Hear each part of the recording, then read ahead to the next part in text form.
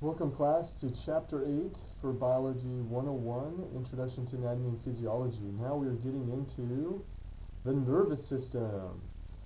This is a really interesting chapter. There's lots of information here, especially when we get into the parts of the brain and things like that. But this is definitely an important system because it has so much control over the rest of our body. This is where we receive information, decide what to do with it, and then make some sort of action. So basically, what's happening in the nervous system is we're first receiving sensory information from our environment. So this can be some of our sensory organs, eyes, ears, things like that. It could be skin, could be information from our digestive system. Anyway, somehow we're receiving some sort of information. It's going up to our central nervous system, which is our brain and spinal cord, and then we're deciding this integration. We're taking that information and trying to make some sense of it, and then we send out signals to decide what to do. So motor output, that's us making some sort of action, movement, or whatever it might be, to react to the sensory information that we get. So we're going to see sensory and motor, and then we're going to talk about the central nervous system in the middle here. So our nervous system is split into basically two parts, or we split it up into two parts. The first part we call the central nervous system, which is made up of the brain and the spinal cord. That's it. And then everything else is the peripheral nervous system. Peripheral meaning kind of on the outside. So everything else is the peripheral nervous system.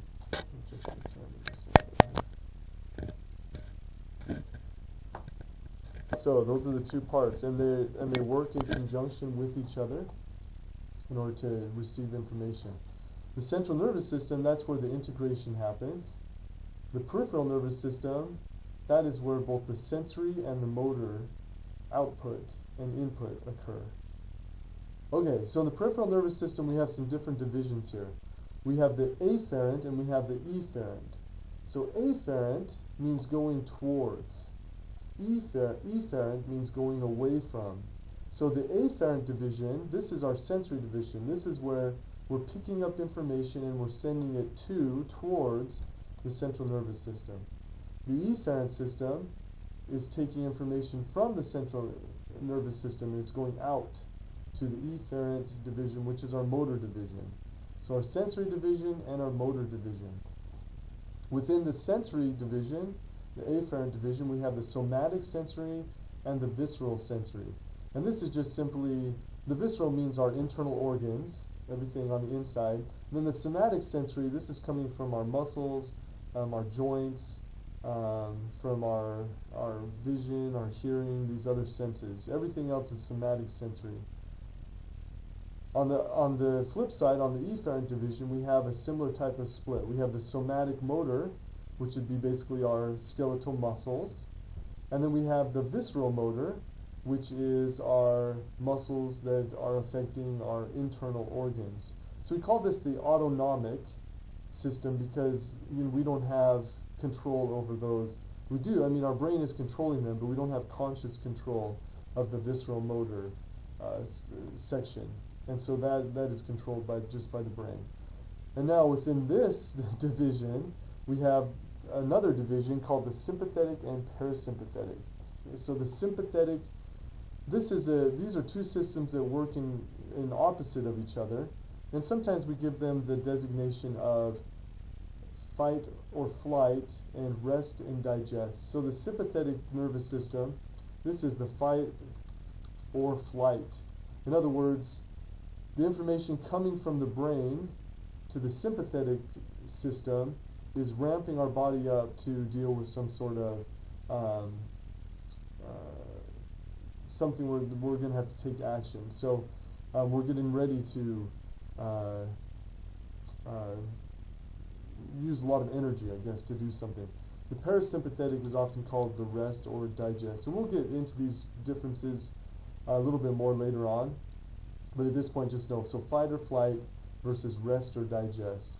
In both cases, there are parts of our body that are not getting as much attention or more attention depending on whether the sympathetic or parasympathetic system is affecting those organs more. Hopefully that makes sense. So here's a nice way to look at it. They have it split up in the book. And I like this, kind of shows the divisions. You want to know how these divisions are set up. So again, the central nervous system versus peripheral. Central nervous system is just brain and spinal cord. We have the sensory or the afferent system over here. So we're either receiving senses from our somatic sensory, and all those things are listed here, or our visceral area, and those sensory nerves are going to the brain and spinal cord.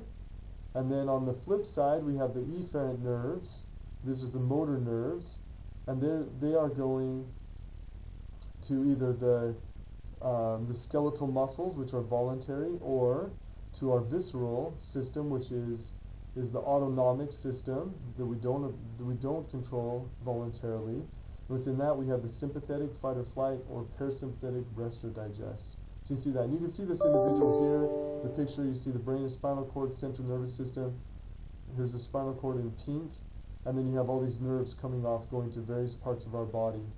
And these nerves work, they have both the sensory and the motor packed together in the nerves. So it's kind of like a highway. It's going both ways here. So there's information going and there's information coming on these little highways, which are the nerves. So let's look at the cells that make up the nervous system. We've mentioned these before when we talked about the different types of tissues. We talked about the nervous tissue. Now within nervous tissue we have neurons and we have neuroglia cells.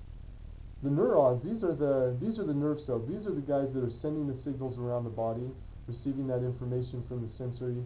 This is our electrical system of our body.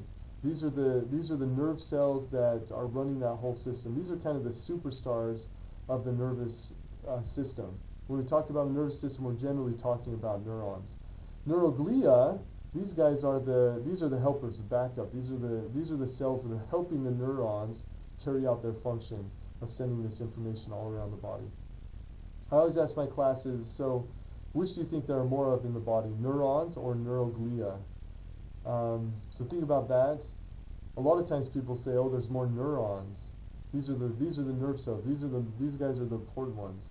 But then I ask them, well, if you've ever been to like a sports event, if you think about the players on the field as being the neurons, these are the superstars, the ones that are making all the money, and the neuroglia, these are all the people that are helping helping behind the scenes, whether it's ushers or people working the vending, the food and stuff like that, or it's the coaches or all the people that are cleaning the stands or whatever it might be. All of those things, all those other people that are needed in order for the players to actually play their sport. And then it's obvious, there are obviously more support people than there are players on the field. And it's the same in our bodies. So we have a lot of neurons, and they have a very important job, but they couldn't carry out their job without the neuroglia, the support cells.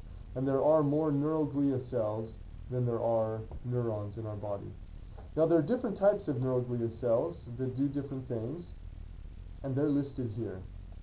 Now we've talked about, in the previous lecture, we talked about what the function of each of these neuroglia cells is, but let me review here. So microglia, these guys are amoeboid cells they can move around through the central nervous system. Oh, let me point out, these neuroglia cells we're talking about here are just found in the central nervous system.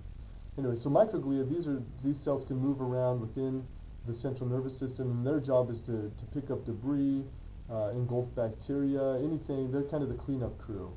They're going around and making sure everything's nice and clean. Astrocytes, think of these guys, these are the vending people, the food vendors. So their job is they attach to the blood vessels and to the neurons, and they bring nutrients and other things that the neurons need and provide that for them. Oligodendrocytes, their job is to produce something called myelin.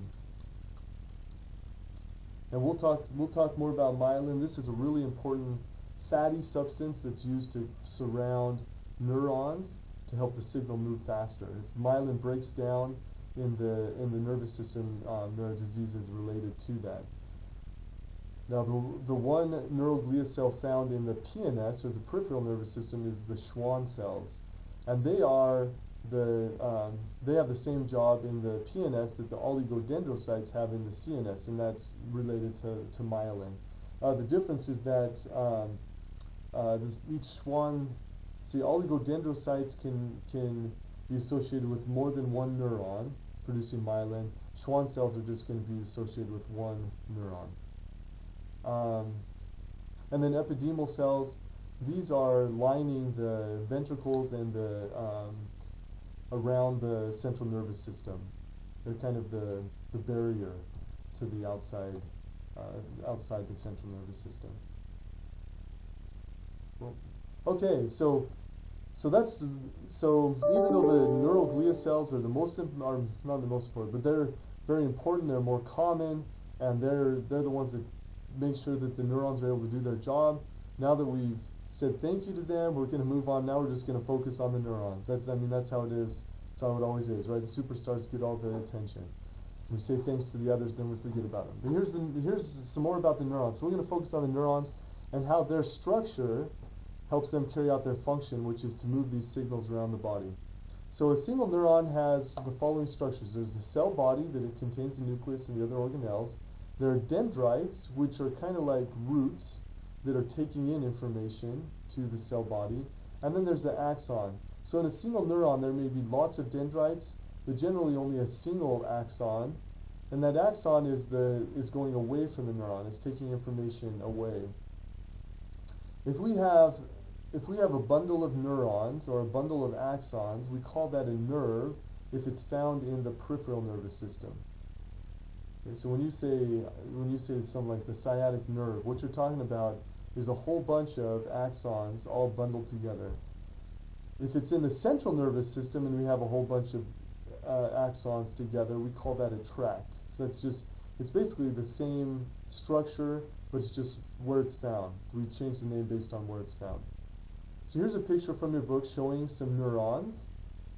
So this is showing a sensory neuron, an interneuron, and a motor neuron. Okay, so remember the functions that we talked about before. So the sensory neuron is afferent, it's going towards the central nervous system. And notice that there are some sensory receptacles here that are taking that information. Notice the myelin that's covering the neuron. There's these little spaces in the myelin. But that myelin, that fatty tissue, is all along the axon. It helps that signal move very quickly.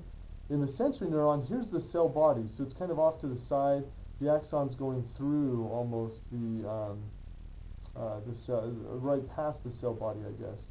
Here in this neuron, we have the cell body here. These structures here are the dendrites. They look kind of like roots coming out one side. And here's the new axon from this neuron. Going to this third neuron, which is the motor neuron. Here's the cell body. Here are the dendrites. Notice how the axon from this neuron is attached to the dendrites of the next neuron. So it's taking the information. This cell is taking the information from this cell and perpetuating it down this axon that's covered in myelin, down to the axon terminals, which in this case are going to be most likely on some sort of skeletal muscle or smooth muscle in the visceral system. As far as where these are located, the sensory neuron, this is going to be in the PNS. The interneuron is generally going to be in the CNS, either the spinal cord or the brain, and then the motor neuron again would be out in the PNS, peripheral nervous system. Let's talk a little bit more about myelin. So we talked about how the myelin is covering the cells. In the PNS, it's the Schwann cells forming the myelin, and oligodendrocytes in the CNS. Once again, the function of myelin is its insulation to increase the speed of a signal. So if you've ever done work with like electrical work, where you're wiring a house or something like that, I was just recently wiring my house, and if you look at the wires, I actually have one here, so get it in the thing. Here's a wire, it's a copper wire, and it's surrounded by this black insulation. You can see that. And the reason for that is to keep one thing is so that when you touch the wire it doesn't shock you. But the reason it works as an insulation and it doesn't shock you is because this insulation keeps the electrical signal in the wire. It actually helps it travel farther and faster because you're not losing electricity to the outside environment. So that's why we insulate wires. Same thing with our electrical system in our body. We insulate these wires, these axons, because it helps the signal travel farther and faster, and it doesn't lose its strength over time. Now, when we're different from this wire, though, we have in our electrical system in our body, we have these nodes of Ranvier, which are, hold on, let me go back here, which are these spaces between the myelin sheaths. Now, these myelin sheaths are created by Schwann cells. Each of these little blue kind of cylindrical pieces is a Schwann cell. You can see if you look closely, you can see the nucleus, and it's just wrapped around layer upon the axon. And there's a space in between these myelin sheaths. Those are the nodes of Ranvier, and that is that's how the signal is perpetuated. That's what allows it to move faster. So basically, the electrical signal here is starting here, and it's jumping to here. So it runs right through. It's still running through the axon, but it's running right through the axon where the myelin is, and then the nodes of Ranvier, then that's what perpetuates it to the next one. It bounces it along the axon, so it helps it move much faster by having the myelin and the nodes of Ranvier. Alright, so we already talked about neurons, the different types here. Sensory neurons, interneurons generally in the CNS, motor neurons in the PNS. So how do neurons, when two neurons come together, how do they communicate with each other? Well, this is going to be very similar to the way that with what happens at the neuromuscular junction that we talked about in a previous chapter. So when two neurons come together, they'll come very close to each other, but they don't actually touch. The axon of one neuron is not going to quite touch the dendrite of the other, so we end up with this little tiny space. So these are electrical signals moving down the axons. When they come to that axon terminal, we now have a space, and that signal has to go across that space. So between two neurons, we have neurotransmitters, which are chemicals, which allow one neuron to talk to another neuron or to talk to the cells that it's associated with at the end of the signal. So let's look at how this happens. We're going to jump a little farther down here, and then we'll come back to this in just a minute. We're going to look at how things are moved across this junction, this synapse, where two neurons come together, a neuron, a cell, or whatever it might be. Okay, so at the end of the axon, we have an axon terminal, and then we have what's called the synaptic cleft, and then the neurotransmitters are going to have to move across that synaptic cleft. This is the way it works. And we saw this, like I said, this is the same as the neuromuscular junction, the exact same process. So the signal is coming down, or we call it an action potential, which is an electrical signal that's coming down the axon. When it gets to the end of that axon, that triggers calcium channels to open, and calcium rushes into the cell. That causes these synaptic vesicles, to exit the axon terminal. They fuse with the plasma membrane, and then they exit the axon terminal out into the synaptic cleft, where they then move across that space and attach to receptors on the next cell, which then signals that cell to perpetuate the action potential. So I'm going to show you how this happens here. So here's an example of a cell. Here are all these, let's see, there's these axon terminals that are associated with the cell body here, okay? And what this looks like, here's our axon terminal. So this is the end of the axon. At the end of the axon, it gets kind of bigger. Call that the axon terminal. Inside the axon terminal, we have these vesicles that are full of neurotransmitter. So two really well-known neurotransmitters are acetylcholine, which we already saw in the neuromuscular junction. And then another example is norepinephrine. This is another important neurotransmitter. And again, those are chemicals, and their job is to travel across this synaptic cleft, this space, to the next cell, this postsynaptic neuron or cell, in the case of the neuromuscular junction, and trigger that next cell to perpetuate the signal. So when the action potential is coming down the neuron, down the axon, that triggers these calcium channels to open, and calcium comes rushing in to the neuron through diffusion, in this case facilitated diffusion. That signals these vesicles to move to the end of the axon terminal to fuse with the plasma membrane of that axon terminal, and through exocytosis they release their contents out into the synaptic cleft. And then the contents, in this case acetylcholine or norepinephrine, move across the cleft, and they attach to receptors on the plasma membrane of the next cell. When they attach to those receptors, that triggers the action potential to move across the next cell. And then eventually the acetylcholine or norepinephrine is broken down and reabsorbed by the axon terminal, and that signal is then over. So that's how things move from one cell to the next. It says there are at least 100 neurotransmitters that have been identified. Like I said, these two are the most commonly known. Acetylcholine esterase, ACE means that this is an enzyme, and what it does is it breaks down acetylcholine. And we saw this with the neuromuscular junction as well. Its job is to break down that acetylcholine to stop the message that's being sent. In other words, once we send that signal on to the next neuron, we don't want to keep sending that signal. We want to stop it so that we can then send it again if we need to.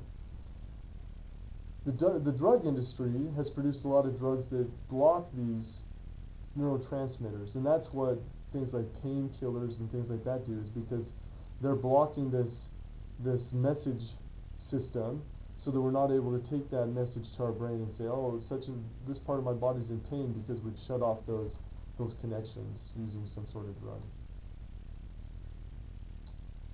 Okay, that's where we're going to end this video.